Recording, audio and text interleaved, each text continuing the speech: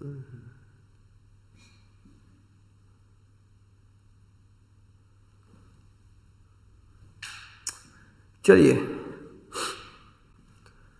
हम यात्रा करेंगे हर जिले की, और जिले से संबंधित क्वेश्चन बना के लाया हूं। इस यूनिट को मैंने नाम दिया है जिला दर्शन। हरियाणा में 22 जिले हैं और सभी जिलों की मैं यात्रा आपको करवाऊंगा। जैसे कि सबसे पहले हम बात कर लेते हैं फतेहाबाद, हमारा पड़ोसी जिला फतेहाबाद। फतेहाबाद की बातें कर लें तो आप याद कीजिए फतेहाबाद जिले का गठन कब हुआ था, फतेहाबाद जिले का क्षेत्रफल कितना है। आइए फतेहाबाद से संबंधित प्रश्न बना लेते हैं। जो फतेहाबाद जिले का गठन हुआ था, ठीक है, इस जिले का गठन कब हुआ था ये जरूर याद रखेंगे। जिले का गठन, इस जिले का गठन हुआ था, आप याद कीजिए 15 जुलाई 1997 को चौधरी बंसीलाल जी ने इस जिले का गठन किया था। किसने, जरूर याद रखेंगे नाम आप, चौधरी बंसीलाल जी ने फतेहाबाद जिले का गठन किया था। कौन से जिले का गठन किया था, फतेहाबाद का, चौधरी बंसीलाल जी ने। फतेहाबाद का जो क्षेत्रफल है उस क्षेत्रफल की कहानी मैं आपको करवा देता हूं थोड़ी सी। फतेहाबाद का क्षेत्रफल है बेटा 2538 वर्ग किलोमीटर, 2538 वर्ग किलोमीटर है फतेहाबाद का क्षेत्रफल, ये आपको याद रखना है। और फतेहाबाद जो अपनी सीमा बनाता है, सीमा बनाता है किससे, एक तो राजस्थान से सीमा बनाता है, ये जरूर याद रखेंगे, और एक सीमा बनाता किससे, पंजाब से, पंजाब और राजस्थान से सीमा बनाता है।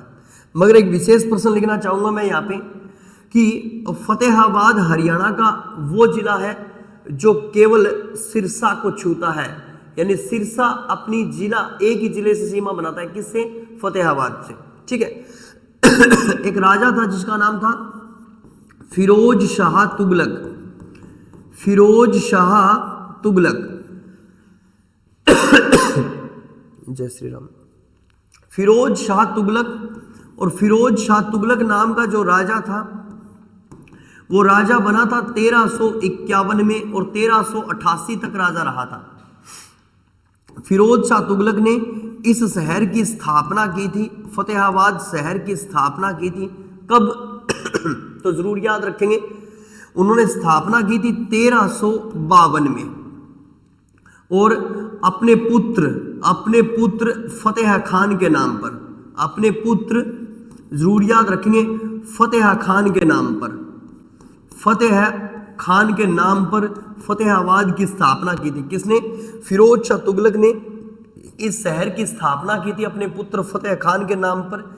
और हरियाणा में इस शहर को पिंक सिटी के नाम से पुकारते हैं। क्या कहते हैं, पिंक सिटी इसे कहा जाता है, पिंक सिटी इसे कहा जाता है, ये आप जरूर याद रखेंगे।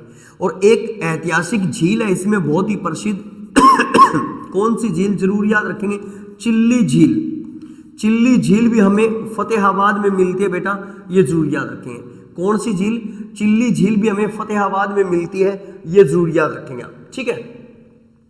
फतेहाबाद से संबंधित हम बहुत सारे प्रश्न बनाएंगे, ये जरूर याद रखेंगे। तो कहते हैं कि फतेहाबाद शहर किसने बसाया था, फिरोज शाह तुगलक ने बसाया था इस शहर को, ये जरूर याद रखेंगे। किसने बसाया था, फिरोज शाह तुगलक ने इस शहर को बसाया था। Very very very important. इतिहास में कुछ ऐसा भी पढ़ने को मिलता है, जरूर याद रखेंगे, इतिहास में कुछ ऐसा भी पढ़ने को मिलता है कि फतेहाबाद नामक स्थान पर, फतेहाबाद नामक स्थान पर, फतेहाबाद नामक स्थान पर प्राचीन समय में भील जनजाति रहा करती थी। प्राचीन समय में जरूर याद रखेंगे, प्राचीन समय में भील जनजाति रहा करती थी, भील जनजाति रहा करती थी, रहा करती थी,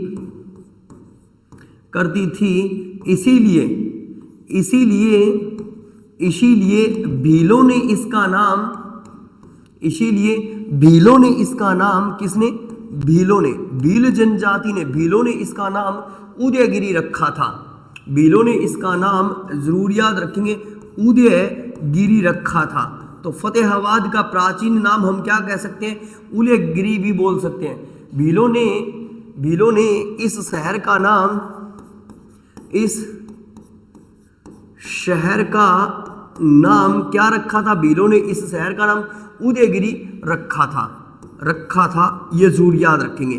तो प्राचीन समय से इस शहर का वर्णन हमें मिलता है, ये जरूर याद रखेंगे। और 1398 में जब तैमूर लंग भारत को लूटने के लिए आया था, 1398 में जब तैमूर लंग हरियाणा को लूटने के लिए आया था, या भारत लिखेंगे हम, भारत को लूटने के लिए आया था, लूटने के लिए आया था, तो उन्होंने फतेहाबाद शहर में कत्लेआम मचाया था। तो तैमूर ने, जरूर याद रखेंगे, तैमूर लंग ने फतेहाबाद शहर में जरूर याद रखेंगे, फतेहाबाद शहर में कत्लेआम मचाया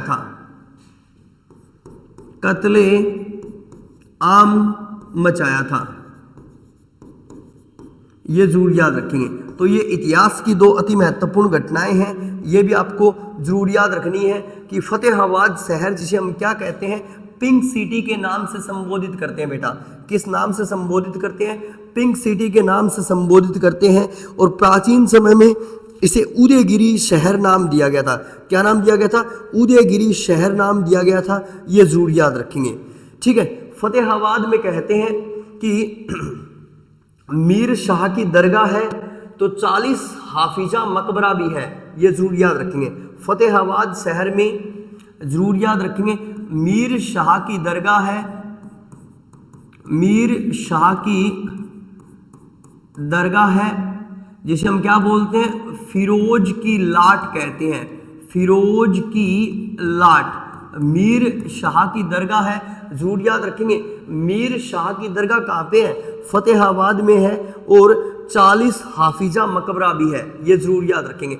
40 हाफिजा मकबरा, 40 हाफिजा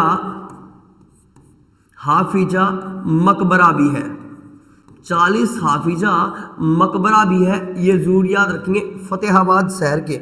ये दो विशेष प्रश्न मैंने और बना दिए। मीर शाह की दरगाह, मीर शाह की दरगाह भी फतेहाबाद में है, और 40 हाफिजा दरगाह भी कहाँ पे है मेरे दोस्तों? जरूर याद रखेंगे फतेहाबाद में है, ये जरूर याद रखेंगे। चलिए उसके बाद में चले, वेरी वेरी इंपॉर्टेंट कहते हैं कि फतेहाबाद में 1300 एक और प्रश्न इधर लिख देता हूं, फतेहाबाद के इधर अच्छा प्रश्न है, बन सकता है, एग्जाम में पूछ सकता है। 1963 में, ध्यान दीजिए बेटा, 1963 में फतेहाबाद शहर में, 1963 यानी स्वतंत्रता के बाद की बातें हैं, पंजाब क्षेत्र के समय की बातें हैं, ये जरूर याद रखेंगे। फतेहाबाद शहर में प्रथम कॉटन मिल स्थापित की गई थी, प्रथम कॉटन मिल स्थापित की गई थी, स्थापित की, ये जरूर याद रखेंगे बेटा।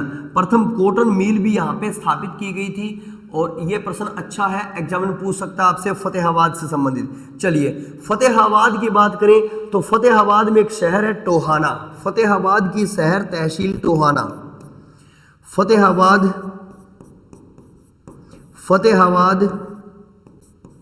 की तहसील टोहाना, तहसील टोहाना। और टोहाना के दो प्रश्न विशेष हैं, सुनिए ध्यान से। टोहाना में 5 नहरों का वर्णन मिलता है, 5 नहरों का वर्णन मिलता है। तो टोहाना को नहरों का नगर कहते हैं। क्या कहते हैं? नहरों का नगर, नहरों का नगर कहा जाता है। टोहाना को नहरों का नगर कहा जाता है, ये जरूर याद रखेंगे। टोहाना में 5 नहरों का वर्णन मिलता है, तो टोहाना को नहरों का नगर कहा जाता है, ये जरूर याद रखेंगे। वेरी वेरी इंपॉर्टेंट, अच्छा प्रश्न है और ये प्रश्न पूछा जा सकता है। टोहाना में एक फोर्ट है, जरूर याद रखेंगे बेटा, टोहाना का किला। टोहाना का किला, टोहाना फोर्ट का एक बहुत ही शानदार प्रश्न है कि इस फोर्ट पर 38 विदेशी आक्रमण हुए हैं। 38 विदेशी आक्रमण हुए हैं, आक्रमण हुए हैं। यह प्रश्न पूछा गया था हमसे, जरूर याद रखेंगे। किस किले पर 38 विदेशी आक्रमण हुए हैं, तो जरूर याद रखेंगे टोहाना। टोहाना पर 38 विदेशी आक्रमण हुए हैं और टोहाना का उल्लेख जरूर याद रखेंगे। टोहाना का उल्लेख संस्कृत के महान कवि,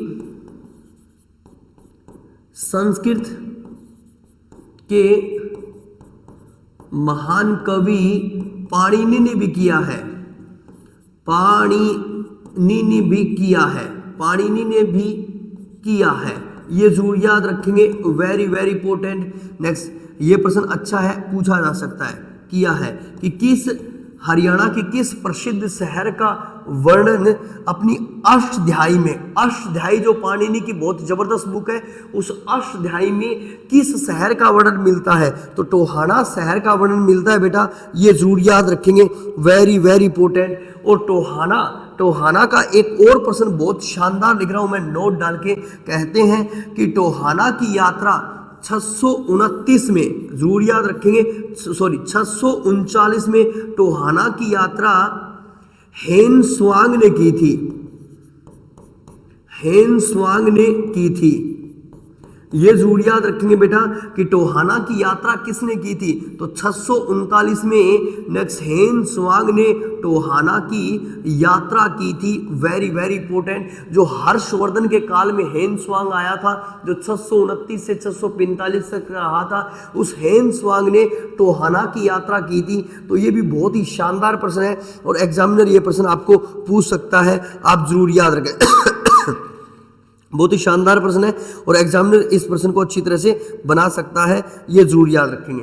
तो फतेहाबाद से संबंधित मैंने 4-5 प्रश्न बना दिया आपके एग्जाम योग्य अच्छे। एक बार बता दीजिए क्या ये सही समझ में आ रहे हैं आपको थोड़ा सा। नमस्कार सभी को, नमस्कार। दिग्विजय सिंह, दिग्विजय नमस्कार। जय श्री राम, जय श्री राम, जय श्री राम। आपका मैसेज मिल गया और आप काफ़ी दिनों के बाद हमारे साथ जुड़े हो, आप फतेहाबाद से हो, इसीलिए तो आप मेरे को बार बार जय श्री राम बोल रहे हो। तो आज आपका फतेहाबाद ही पढ़ रहे हैं दिग्विजय हम। तो इस तरह से इतने सारे प्रश्न हमारे फतेहाबाद के बन जाते हैं, ये जरूर याद रखेंगे। फतेहाबाद नेक्स्ट जिले के रूप में गठन, यानी ये जिले के रूप में इसकी स्थापना कब हुई थी, 15 जुलाई 1997 को। और इसकी स्थापना किसने की थी, चौधरी बंसीलाल जी ने की थी, ये जरूर याद रखेंगे। किसने की थी, बंसीलाल जी ने की थी। चलिए आगे चलें तो एक और जिले की यात्रा कर लेते हैं, पानीपत। ध्यान दीजिए बेटा, पानीपत की बात करें तो पानीपत की स्थापना कब हुई थी, जिले के रूप में गठन कब हुआ था, जरूर याद रखेंगे।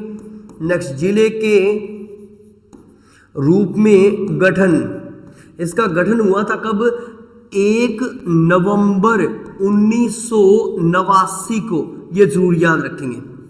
1 नवंबर 1989 को जिले के रूप में इसकी स्थापना हुई थी। मगर विशेष और बड़ी लाइन, चौधरी भजनलाल जी ने 1 जनवरी 1992 को पानीपत जिले का पुनर्गठन किया था।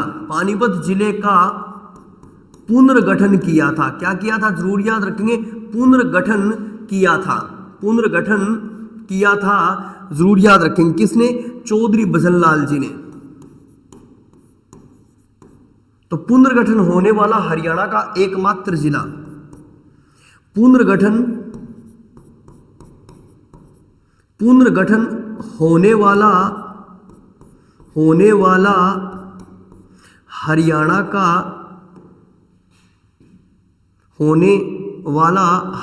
का एकमात्र जिला, हरियाणा का एकमात्र जिला, ये जरूर याद रखेंगे। तो पानीपत जिले का पुनर्गठन किया गया। जिला बना कब था? जरूर याद रखेंगे 1 नवंबर 1989 को, और जिले के रूप में इसकी स्थापना की थी किसने? तो जरूर याद रखेंगे चौधरी देवीलाल जी ने। देवीलाल जी ने इसकी स्थापना की थी, ये जरूर याद रखेंगे। अब कब? 1 नवंबर 1989 को, मगर पानीपत जिले का पुनर्गठन किया गया 1 जनवरी 1992 को, ये आपको याद रखना है। और स्थापना, तो पानीपत का क्षेत्रफल कितना है? ध्यान दीजिए, पानीपत का क्षेत्रफल 1268 वर्ग किलोमीटर, 1268 वर्ग किलोमीटर क्षेत्रफल है, ये जरूर याद रखें। हाँ, 1268 वर्ग किलोमीटर इसका क्षेत्रफल है। और सीमा बनाता है किससे? तो पानीपत छूता है उत्तर प्रदेश को, उत्तर प्रदेश से अपनी सीमा बनाता है। चलिए, विशेष और बड़ा प्रश्न, महाभारत काल में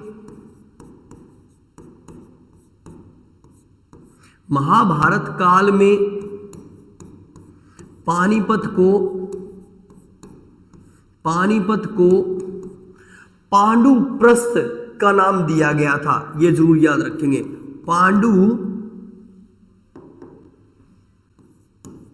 पांडुप्रस्थ नाम दिया गया था।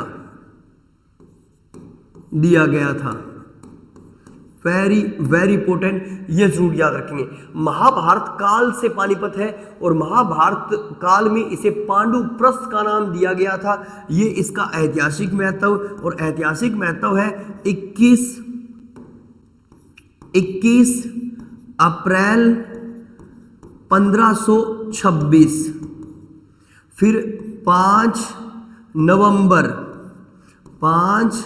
नवंबर 1556 और 14 जनवरी 1761। ठीक है, जरूर याद रखेंगे। पानीपत का पहला युद्ध, पानीपत का पहला युद्ध, पानीपत का दूसरा युद्ध, पानीपत का दूसरा युद्ध, और पानीपत का तीसरा युद्ध,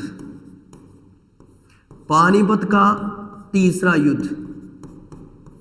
ये पानीपत में 3 युद्ध हुए थे।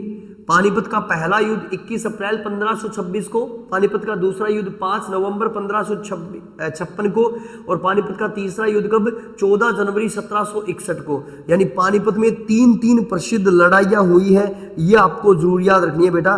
3 प्रसिद्ध लड़ाइयाँ हुई है, ये जरूर याद रखेंगे आप। Very very very important. पहले युद्ध में क्या हुआ था, तो आप याद कीजिए। पहले युद्ध में, ठीक है, बाबर ने इब्राहिम लोदी को हराया था, इब्राहिम लोदी को हराया था। ठीक है, फिर दूसरे युद्ध में जरूर याद रखेंगे, दूसरे युद्ध में अकबर ने हेमू को हराया था। हेमचंद्र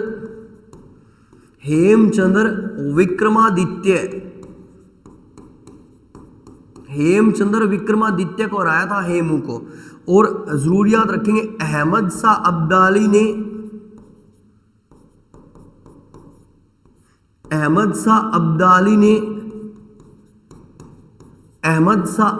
ने किसको हराया था? जरूर याद रखेंगे सरदार सदाशिव, जरूर याद रखेंगे नाम क्या है? सरदार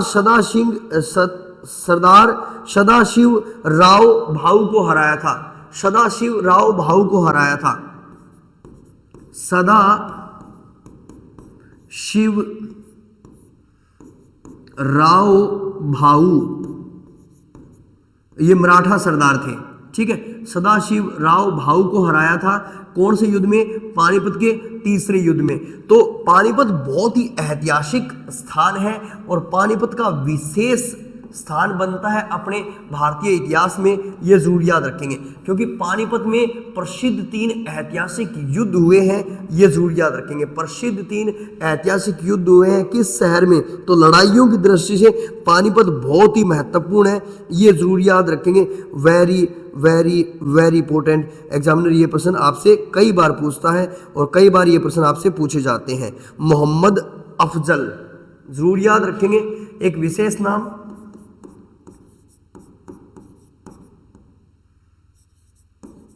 मोहम्मद अफजल, मोहम्मद अफजल। फिर उसके बाद में बू अली शाह कलंदर, बू अली शाह कलंदर, बू अली शाह कलंदर, मोहम्मद अफजल, बू अली शाह कलंदर और अल्ताफ हुसैन हाली, अल्ताफ हुसैन हाली, अल्ताफ हुसैन हाली। इन तीनों प्रसिद्ध व्यक्तियों का जन्म पानीपत में हुआ है। इन तीनों प्रसिद्ध व्यक्तियों का संबंध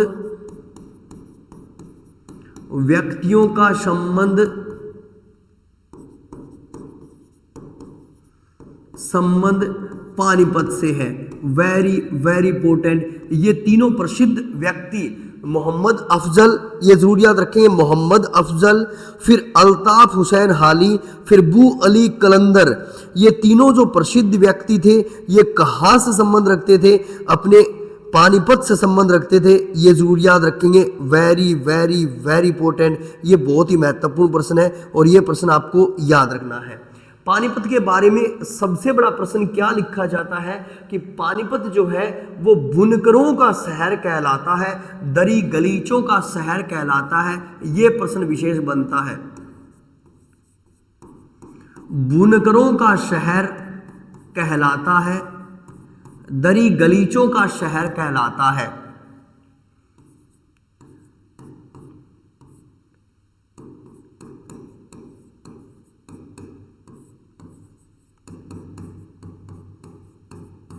और इसे हैंडलूम शहर भी बोलते हैं। तो पानीपत को बुनकरों का शहर, दली गलीचों का शहर और हैंडलूम शहर कहा जाता है।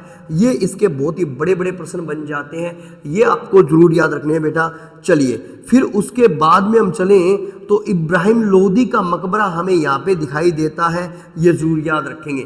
कुछ पर्यटन जो स्थल है तो उन पर्यटन स्थलों में नंबर 1 इब्राहिम लोदी का मकबरा, इब्राहिम लोदी का मकबरा, शेख बू अली शाह कलंदर की दरगाह, शेख बू अली शाह कलंदर की दरगाह, शेख बू अली शाह कलंदर की दरगाह। और यहीं पे हमें मिलता है, जरूर याद रखेंगे बेटा, काला अंब नामक प्रसिद्ध स्थान जिसका संबंध है पानीपत के तीसरे युद्ध से। काला अंब भी हमें कहाँ पे मिलता है? जरूर याद रखेंगे, पानीपत में मिलता है काला अंब भी हमें, वेरी वेरी इंपॉर्टेंट, ठीक है। सलारगंज गेट भी हमें पानीपत में मिलता है, ये जरूर याद रखेंगे। सलारगंज गेट,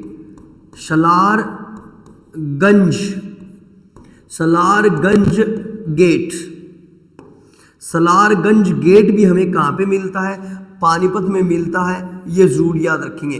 और विशेष प्रश्न हाली की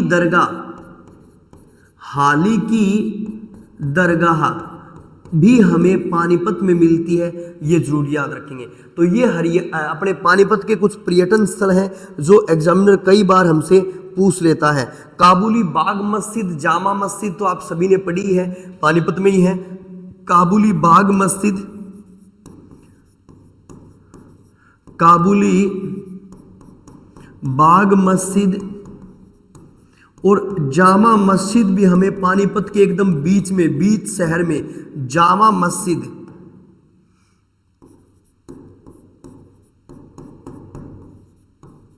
काबुली बाग मस्जिद और जामा मस्जिद भी हमें पानीपत शहर के एकदम बीच में मिलती है दोस्तों, ये जरूर याद रखेंगे। जो इस शहर के आकर्षण को बढ़ाती है, ये जरूर याद रखेंगे। पानीपत शहर के आकर्षण को बढ़ाती है, वेरी वेरी वेरी इंपॉर्टेंट, और ये जरूर याद रखेंगे। फिर उसके बाद में एक दो विशेष प्रश्न हम लिखेंगे पानीपत से जो एग्जामिनर हमसे पूछ लेता है। कुछ विशेष प्रश्नों में अगर मैं बात करूं तो जरूर याद रखेंगे 29 नवंबर 2013, 29 नवंबर 2013, यानी भूपेंद्र सिंह हुड्डा सरकार की बात कर रहा हूं मैं। भूपेंद्र सिंह हुड्डा सरकार ने 29 नवंबर 2013 में कृत्रिम रबड़ संयंत्र की स्थापना यहां पे की थी। कृत्रिम रबड़ संयंत्र की स्थापना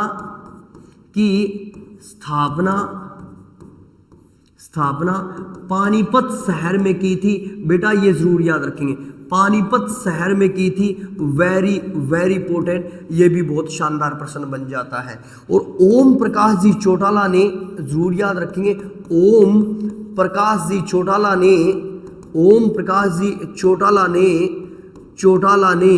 2000 में जरूर याद रखेंगे, वर्ष 2000 में हरियाणा की एकमात्र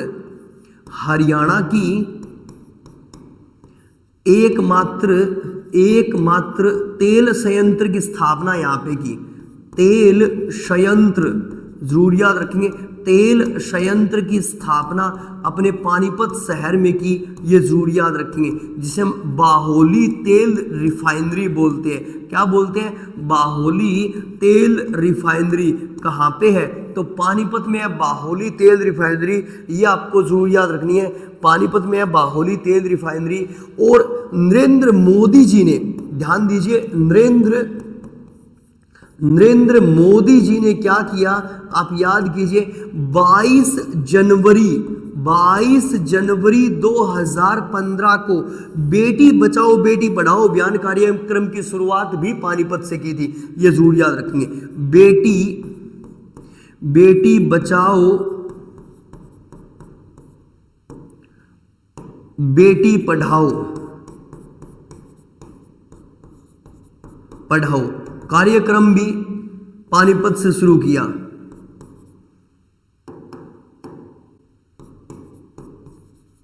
कार्यक्रम भी पानीपत से शुरू किया बेटा, पानीपत से शुरू किया, ये जरूर याद रखेंगे आप, ठीक है। वेरी वेरी इंपॉर्टेंट, ये अति महत्वपूर्ण प्रश्न है जो अपनी HSSC में बार बार पूछे जाते हैं। मैं बस वही प्रश्न डिस्कस कर रहा हूं आपसे, यानी जिला दर्शन में मैं आपके लिए वही प्रश्न लेके आया हूं जो HSSC में बार बार पूछे जाते हैं बेटा, ये जरूर याद रखेंगे, वेरी वेरी इंपॉर्टेंट। और ध्यान दीजिए, हरियाणा की बात करें तो पानीपत के बारे में एक और विशेष प्रश्न भी बन जाता है जो सबसे बड़ा प्रश्न है, जो ऐतिहासिक प्रश्न है, जो अमर प्रश्न है इतिहास का।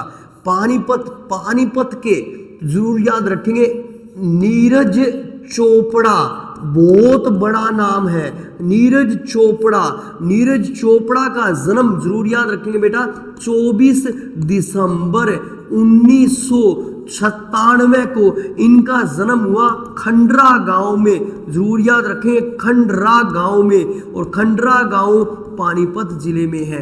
तो सबसे बड़ा प्रश्न, अमर प्रश्न है एक, नेक्स्ट जरूर याद रखेंगे, नीरज चोपड़ा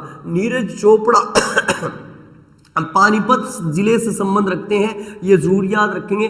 और ये भारतीय इतिहास के पहले एथलीट जिन्होंने ओलंपिक गोल्ड मेडलिस्ट, ओलंपिक में गोल्ड मेडल जीता, तो जरूर याद रखेंगे भारत के पहले एथलीट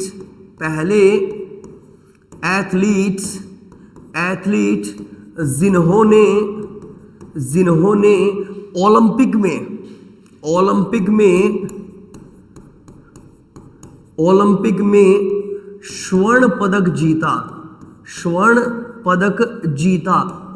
में स्वर्ण पदक जीता, ये जरूर याद रखेंगे। और इन्हीं की वजह से 7 अगस्त को यह अचीवमेंट, 7 अगस्त को मोदी सरकार ने भाला दिवस मनाने की घोषणा की। जरूर याद रखेंगे, भाला दिवस मनाने की घोषणा की। क्यों? क्योंकि इन्होंने जब ओलंपिक में गोल्ड मेडल जीता था तो वो डेट थी 7 अगस्त 2021 और स्थान था बेटा टोक्यो कहाँ पे है? तो टोक्यो है जापान में। तो नीरज चोपड़ा जो हमारे देश की शान है, हमारी जान है, नीरज चोपड़ा, वो भी कहाँ से संबंध रखते हैं बेटा? वो भी पानीपत से संबंध रखते हैं, ये जरूर याद रखें। कहाँ से संबंध रखते हैं? पानीपत से। Very very important. और आप याद रखते हैं नौथला, पानीपत का एक शहर है, पानीपत की एक जगह है जिस जगह को हम बोलते हैं नौथला। नौथला किस लिए प्रसिद्ध है? तो नौथला प्रसिद्ध है कहाँ पे? पानीपत में है नौथला। और ये हरियाणा में ऊर्जा पार्क के लिए प्रसिद्ध है, ये जरूर याद रखेंगे। नौथला ऊर्जा पार्क के लिए प्रसिद्ध है बेटा, ये भी शानदार प्रश्न बन जाता है। नौथला शायद 20 ऊर्जा पार्क है आज टोटल हरियाणा में, मगर नौथला इनमें सबसे प्रसिद्ध है, तो नौथला का प्रश्न बन जाता है, ये जरूर याद रखेंगे। तो पानीपत विशेष है और एग्जाम की दृष्टि से बहुत महत्वपूर्ण है, तो पानीपत से हमारे प्रश्न बनेंगे बेटा, बहुत ही शानदार प्रश्न बनेंगे, ये जरूर याद रखेंगे। चलिए, तो इस तरह से हमने 2 जिलों की यात्रा कर ली है। मैं थोड़े से आपके कमेंट देख लेता हूँ, कोई डाउट्स तो नहीं है? आवाज़ आप तक सही पहुँच रही है क्या? जल्दी से बता दीजिए। हाँ जी,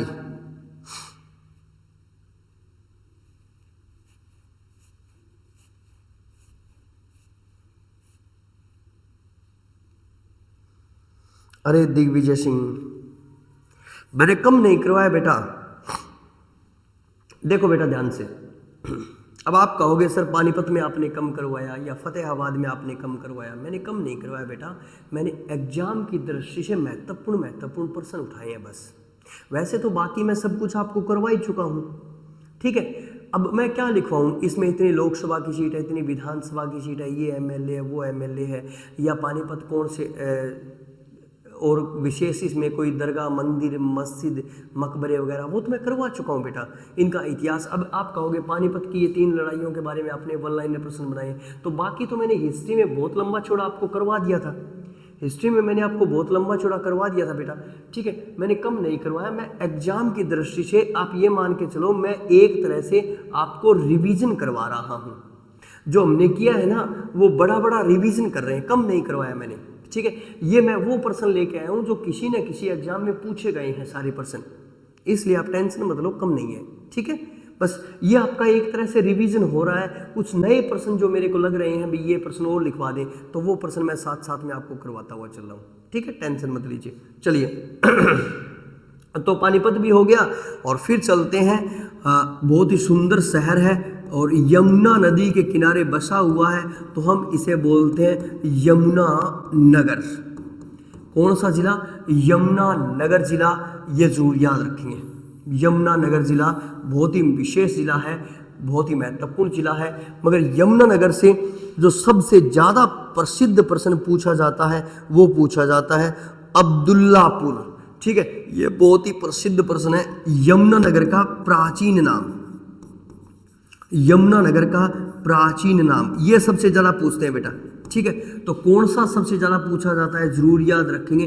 नेक्स्ट अब्दुल्लाहपुर, अब्दुल्लाहपुर इसका प्राचीन नाम था। ये विशेष है क्योंकि देखो प्रश्न जो पूछे जाएंगे ना, मैं बस वो ही प्रश्न आपको विशेष रूप से बता रहा हूं, ठीक है। और जिले का गठन कब हुआ?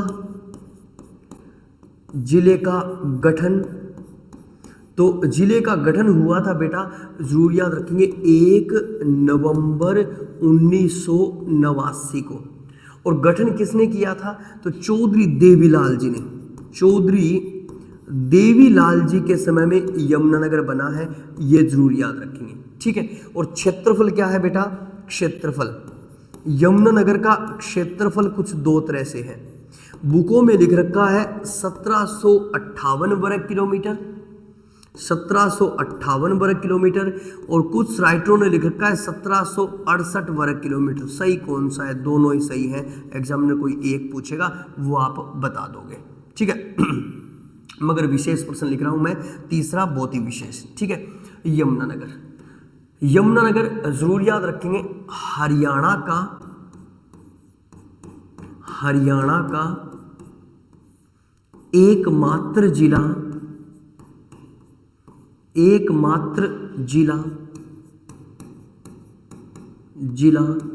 जो अपनी सीमा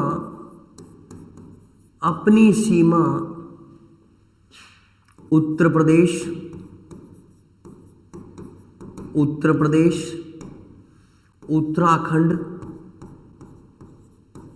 उत्तराखंड और हिमाचल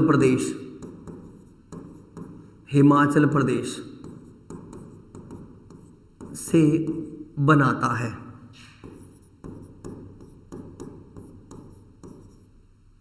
और 3 राज्यों को छूता है, 3 राज्यों को छूता है।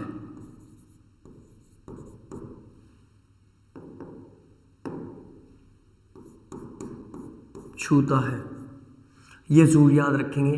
तो यमुनानगर का सबसे बड़ा प्रश्न तो बेटा ये पूछते हैं एग्जामिनर, बहुत ही महत्वपूर्ण प्रश्न जो आपको याद रखना है भाई। यमुनानगर का जो प्राचीन नाम है ना वो अब्दुल्लापुर है, ये जरूर याद रखेंगे, वेरी वेरी इंपॉर्टेंट। और एक और, ठीक है, अगर मैं यमुनानगर की कहानी लिखूं तो जरूर याद रखेंगे, प्राचीन काल में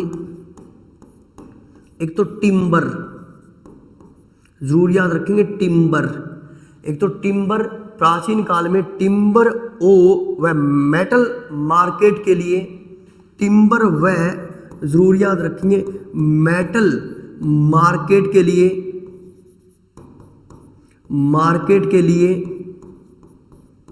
लिए पूरे विश्व में प्रसिद्ध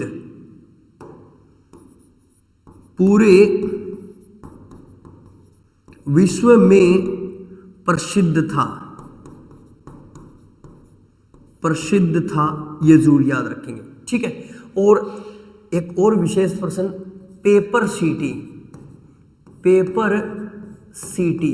यमुनानगर को कहा जाता है, यानी कागज नगरी यमुनानगर को कहा जाता है।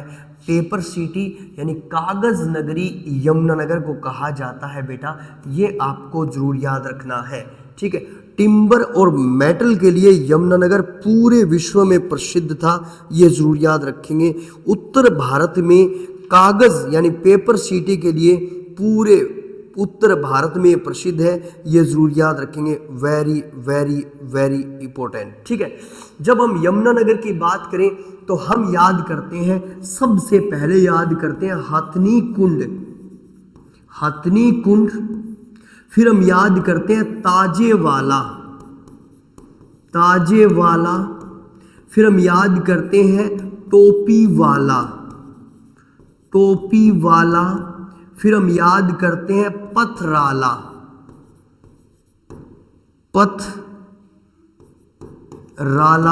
और फिर हम याद करते हैं दादूपुर। बेटा ये प्रसिद्ध बैराज अपने यमुनानगर में है और इसे तो हम बोलते हैं, जरूर याद रखेंगे, नेक्स्ट मछलियों का मछलियों का स्वर्ग इसे कहा जाता है, ये जरूर याद रखेंगे। इतने फेमस जो बैराज है वो अपने यमुनानगर में है, ये जरूर याद रखेंगे, वेरी वेरी इंपॉर्टेंट। और एक और विशेष बात, बीरबल का रंग महल भी यमुनानगर में है। बीरबल का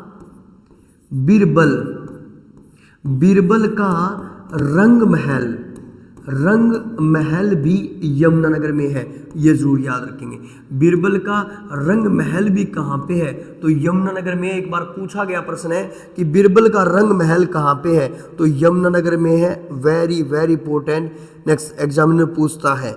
फिर कपाल मोचन गुरुद्वारा, तो ये तो बहुत ही फेमस है, जरूर याद रखेंगे। नेक्स्ट कपाल मोचन गुरुद्वारा, कपाल मोचन गुरुद्वारा। और जो यहाँ की भूमि है वो बहुत ही प्रसिद्ध है, खादर यानी खदरी, खादर के नाम से यहाँ की भूमि को संबोधित किया जाता है। यहाँ की भूमि को खादर के नाम से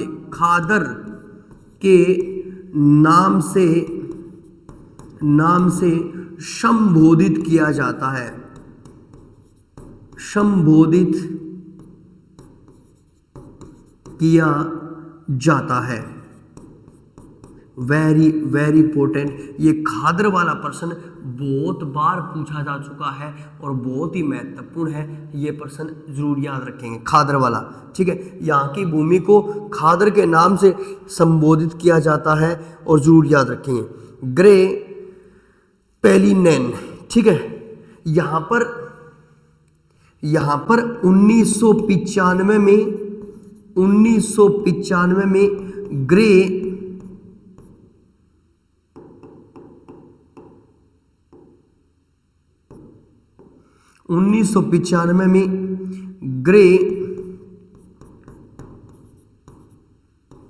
पेलिनेन की आधारशिला रखी गई,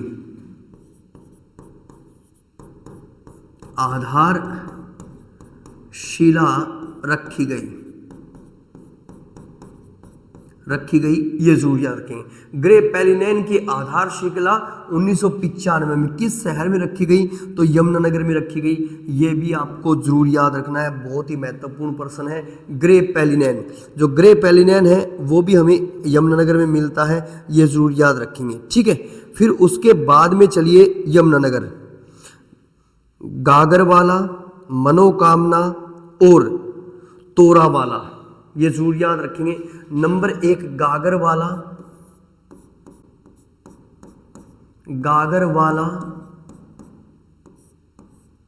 फिर नंबर दो याद रखेंगे मनोकामना,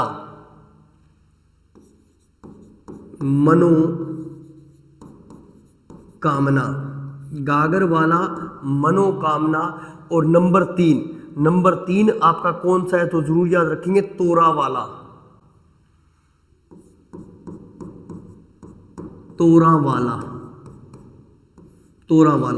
ये तीनों प्रसिद्ध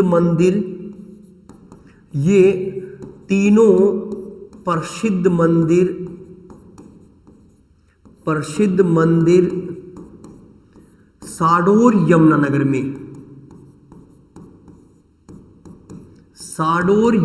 में, ये तीनों की तीनों प्रसिद्ध मंदिर, बहुत ही महत्वपूर्ण मंदिर है। गागरवाला, फिर मनोकामना और जरूर याद रखेंगे तोरावाला। ये प्रसिद्ध तीनों मंदिर जो है वो कहाँ पे है, यमुनानगर में है, वेरी वेरी इंपॉर्टेंट में। और गन्ना उत्पादन में अपना यमुनानगर अग्रणी, जरूर याद रखेंगे, गन्ना उत्पादन में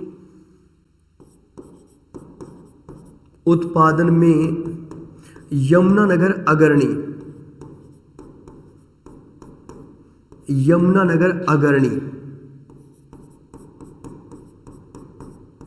अग्रणी, और शाल वृक्ष में, इसीलिए तो मैंने टिम्बर लिखा था, टिम्बर आप याद कीजिए, मैंने आपको टिम्बर उद्योग के बारे में बताया था, किधर चला गया, हाँ ये रहा टिम्बर मेटल मार्केट, ठीक है। साल वृक्ष में शाल वृक्ष में यमुनानगर अग्रणी, यमुनानगर अग्रणी, शाल वृक्ष में भी बहुत ज़्यादा अग्रणी है, ये जरूर याद रखेंगे आप, ठीक है। और कलेश्वर नेशनल पार्क तो आप सभी परिचित हैं, वेरी वेरी इंपॉर्टेंट। और जो कलेश्वर नेशनल पार्क के लिए तो आप प्रसिद्ध हैं, सारे जानते हो, ठीक है। एक और प्रश्न लिख लीजिए, बुद्ध शाह का गुरुद्वारा, एक बार शायद पूछा गया है अपने किसी पेपर में,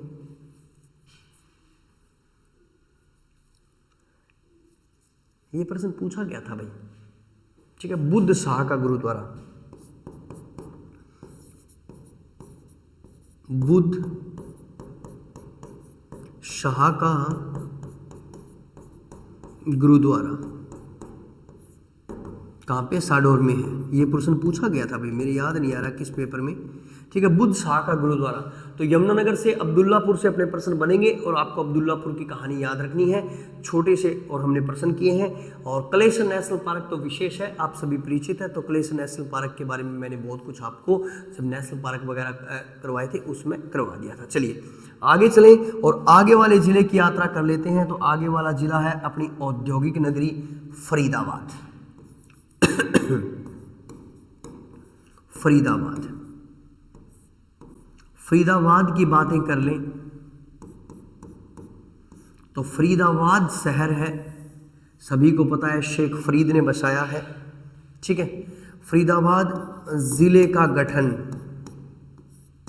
जिले का गठन, फरीदाबाद जिले का गठन हुआ था 2 अगस्त 1979 को। कुछ राइटरों ने 16 अगस्त लिख रखी है, आपको 2 अगस्त माननी है बेटा, ठीक है।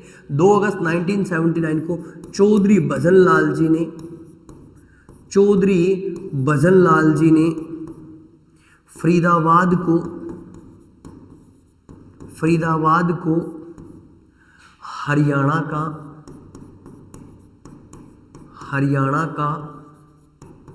12वां जिला बनाया।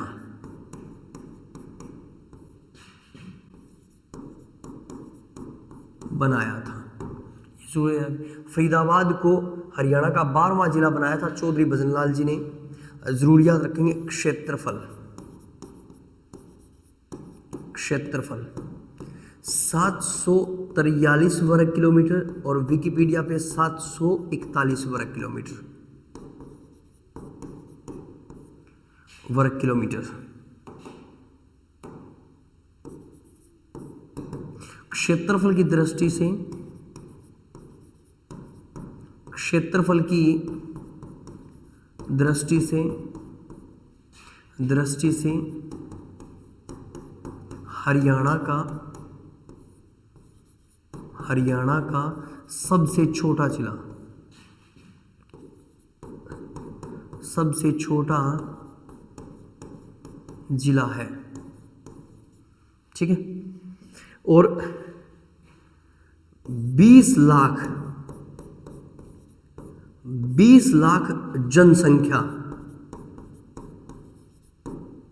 जनसंख्या को पार करने वाला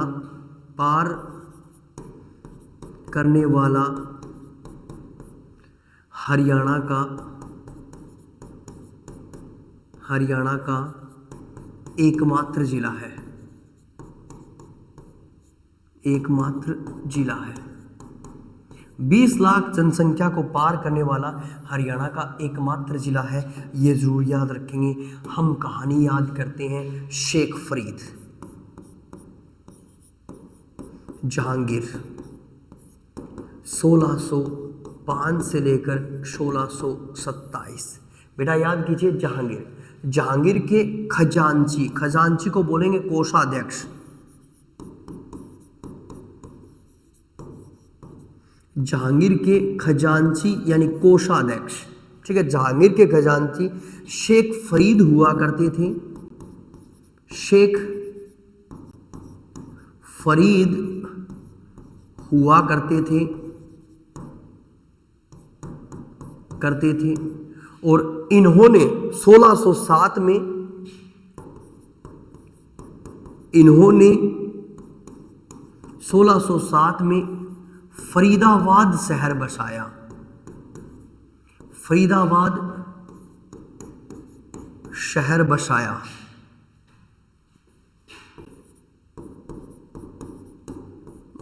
था, ये जरूर याद रखेंगे। तो फरीदाबाद शहर किसने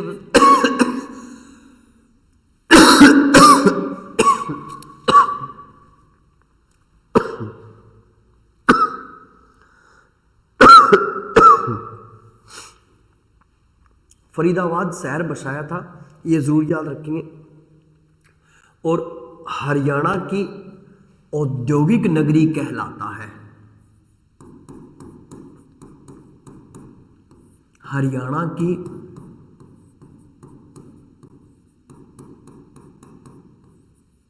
औद्योगिक नगरी कहलाता है, ये जरूर याद रखेंगे आप। ठीक है, क्या कहलाता है? हरियाणा की औद्योगिक नगरी कहलाता है। वेरी वेरी इंपॉर्टेंट, फरीदाबाद बहुत ही पॉपुलर और बहुत ही सुंदर शहर है। शेख फरीद ने 1607 में इस शहर को बसाया था। ये हरियाणा की औद्योगिक नगरी कहलाता है, ये जरूर याद रखेंगे। और शेख फरीद किसके काल में रहते थे? तो शेख फरीद रहते थे, जरूर याद रखेंगे, वेरी वेरी इंपॉर्टेंट, जहांगीर के काल में रहते थे। नेक्स्ट चलिए, नंबर एक लिखेंगे ट्रैक्टर।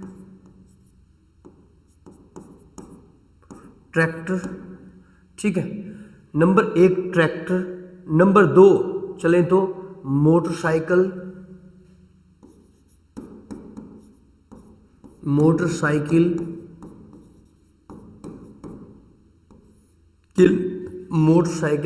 नंबर 3 चलें तो एयर कंडीशन कूलर। एयर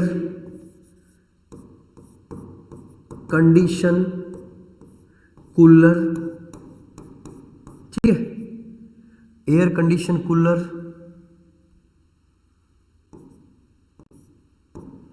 ठीक है, tractor, motorcycle, air condition cooler. फिर टीवी,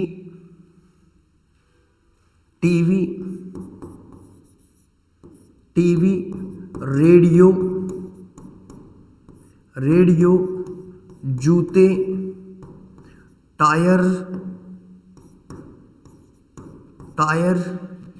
उत्पादन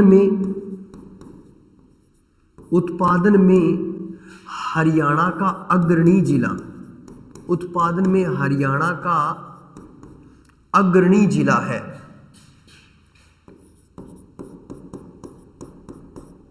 अग्रणी जिला है, ये जरूर याद रखेंगे। ठीक है, जो ये चीज़ें उत्पादन में हरियाणा का अग्रणी जिला है, वेरी वेरी इंपॉर्टेंट, एग्जामिनर हमसे पूछ लेता है। और अगर हम बात करें तो फरीदाबाद की, ठीक है, नेक्स्ट कि फरीदाबाद में नंबर 1 आप सभी को पता है बड़खल झील। बड़खल झील, कौन सी झील? बड़खल झील, जो पर्यटन के लिए बड़ी प्रसिद्ध है, जिस झील का निर्माण 1947 में किया गया था। 1947 में किया गया था। बड़खल झील जरूर याद रखेंगे। सूरजकुंड,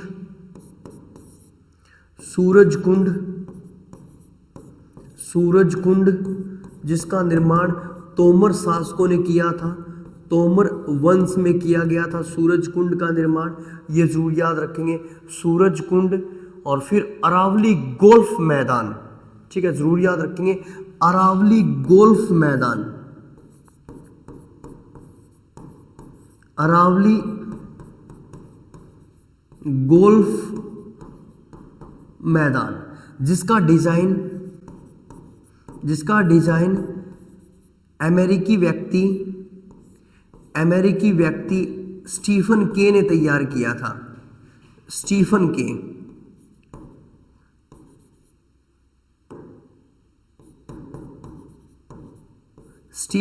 ने तैयार किया था। अमेरिकी व्यक्ति स्टीफन के ने तैयार किया था। अरावली गोल्फ मैदान का डिजाइन किसने तैयार किया था? स्टीफन के ने, वेरी वेरी इंपॉर्टेंट। चलिए फिर उसके बाद में जो अपना फरीदाबाद है, हल्दी उत्पादन और रजनीगंधा उत्पादन में अग्रणी,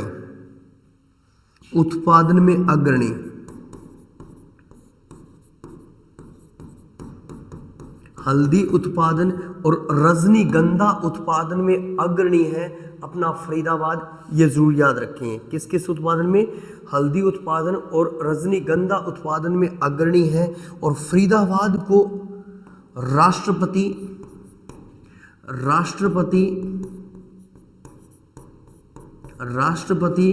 doctor Rajendra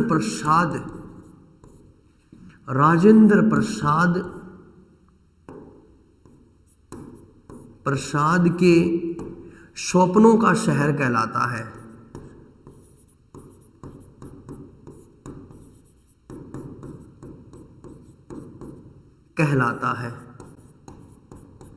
very very important, ये जरूर याद रखेंगे बेटा, ठीक है। डॉक्टर राजेंद्र प्रसाद के स्वप्नों का शहर किस शहर को बोलते हैं, तो फरीदाबाद को बोलते हैं। ये जरूर याद रखेंगे। फरीदाबाद से संबंधित ये बहुत ही शानदार प्रश्न हमारा बन जाता है कि फरीदाबाद को किसके स्वप्नों का शहर कहते हैं, तो डॉक्टर राजेंद्र प्रसाद के स्वप्नों का शहर फरीदाबाद को कहा जाता है। ये जरूर याद रखेंगे आप, ठीक है। फरीदाबाद जो क्षेत्रफल की दृष्टि से हरियाणा का सबसे छोटा जिला है और जनसंख्या की दृष्टि से हरियाणा का सबसे बड़ा जिला है। और फरीदाबाद की कहानी विशेष है क्योंकि फरीदाबाद को शेख फरीद ने बसाया था। किसने बसाया था? शेख फरीद ने इस शहर को बसाया था बेटा। Very very important. चलिए एक बार देख लेते हैं। आज हमने 4-5 ज़िले कर लिए हैं, शायद 4 ज़िले हमने कर लिए हैं। आइए, ठीक है, एक बार बड़ा सा रिवीजन ले लेते हैं, फिर और भी कर लेंगे। फतेहाबाद एक तो 40 हाफिजा का मकबरा और एक मीर शाह की दरगाह। फतेहाबाद जो ज़िले के रूप में स्थापित हुआ है 15 जुलाई 1997 को चौधरी बंसीलाल जी ने। और क्षेत्रफल है, जरूर याद रखेंगे, 2538 वर्ग किलोमीटर और राजस्थान और पंजाब के साथ अपनी सीमा बनाता है। फिरोज शाह तुगलक ने यह शहर बसाया था अपने पुत्र फतेह खान के नाम पर और इसे पिंक सिटी कहा जाता है। और जरूर याद रखेंगे शेख चिली का मकबरा यहाँ पे है। यहाँ पे कहते हैं कि भील जनजाति रहती थी प्राचीन समय में, तो इसीलिए इसे उदयगिरी शहर भी इसे बोलते थे। क्या बोलते थे? उदयगिरी शहर। फिर तैमूर ने 1398 में जब भारत को लूटा था तो यहाँ पे उसने कत्लेआम मचाया था। ये ज़रूर याद रखेंगे। फिर उसके बाद में फतेहाबाद की तहसील टोहाना में 5 नहरें हैं, तो इसीलिए टोहाना को नहरों का नगर कहा जाता है। नहरों का नगर। और टोहाना फोर्ट पे ये प्रश्न पूछा गया है कि टोहाना फोर्ट पे लगभग 38 बार विदेशी आक्रमण हुए थे। तो किस फोर्ट पे लगभग 38 बार विदेशी आक्रमण हुए थे? टोहाना फोर्ट पे। और टोहाना का वर्णन पाणिनि ने अपनी अष्टध्यायी में किया है और यहाँ पे हेन स्वांग भी आया था। चलिए फिर दूसरा शहर पानीपत, बुनकरों का शहर, दरी गलीचों का शहर, हैंडलूम शहर। ये जिले के रूप में स्थापित हुआ था 1 नवंबर 1989 को, मगर इसका पुनर्गठन किया गया था। तो पुनर्गठन किया था चौधरी भजनलाल जी ने 1 जनवरी 1992 को। पानीपत को महाभारत काल में पांडुप्रस्थ कहा जाता था और यहाँ पे 3 प्रसिद्ध युद्ध हुए हैं, ये हम सभी जानते हैं। इब्राहिम लोदी का मकबरा, शेख बू अली शाह कलंदर की दरगाह, काला अम्ब, सलारगंज हाली की दरगाह, काबुली बाग मस्जिद, जामा मस्जिद ये यहाँ के पर्यटन हैं। और मोहम्मद अफजल, बू अली शाह कलंदर और अल्ताफ़ हुसैन हासी ये यहाँ के प्रसिद्ध व्यक्तित्व हुए हैं। ये जरूर याद रखेंगे। ये अपनी सीमा उत्तर प्रदेश से बनाता है। एरिया 1268 वर्ग किलोमीटर है, जरूर याद रखेंगे। 29 नवंबर 2013 को यहाँ पे कृत्रिम रबर संयंत्र की स्थापना की गई। ओम प्रकाश चौटाला ने यहाँ पे बाहुली तेल यंत्र की स्थापना भी की थी और नरेंद्र मोदी सरकार ने बेटी बचाओ बेटी पढ़ाओ अभियान भी यहाँ पे शुरू किया था। मगर ग्रेट पर्सनैलिटी नीरज चोपड़ा का जन्म भी अपने पानीपत शहर में हुआ था। ये जरूर याद रखें, कहाँ? खंडरा गाँव में, जो भारत के पहले एथलीट हैं जिन्होंने क्या जीता है ओलंपिक में गोल्ड मेडल। और नौथला जो पार्क है वो ऊर्जा पार्क बड़ा प्रसिद्ध है, ये छोड़ दीजिए। फिर यमुनानगर का जो पुराना नाम है वो कई बार पूछा गया है, तो इसे अब्दुल्लापुर कहते हैं, ये जरूर याद रखेंगे।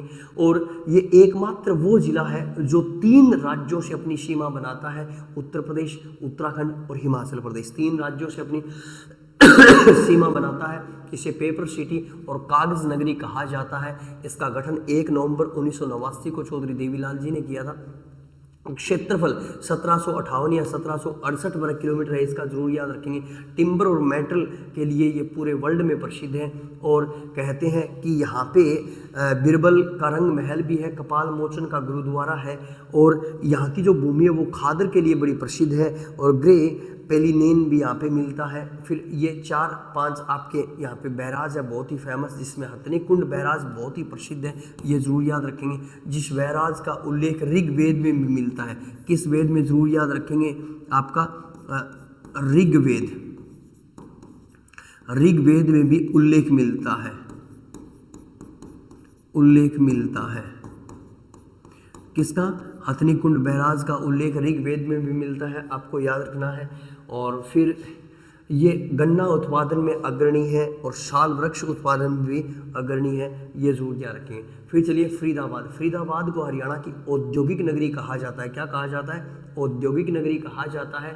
चौधरी भजनलाल जी ने 2 अगस्त 1979 को इसे हरियाणा का नेक्स्ट 12वां जिला बनाया था, जो आज क्षेत्रफल की दृष्टि से सबसे छोटा और जनसंख्या की दृष्टि से सबसे बड़ा जिला है।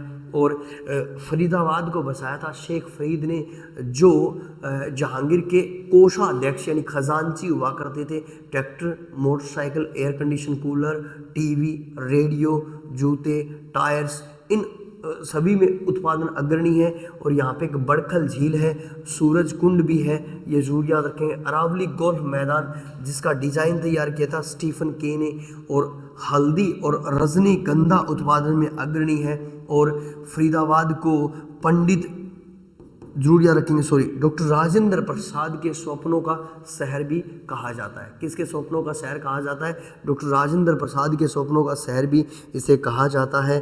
तो इस तरह से ये हमने पढ़ लिए हैं आज के दिन 4 जिले शायद हमने पढ़ लिए, ठीक है। एक फतेहाबाद पढ़ लिया, फरीदाबाद पढ़ लिया, यमुनानगर पढ़ लिया और पानीपत पढ़ लिया, ठीक है।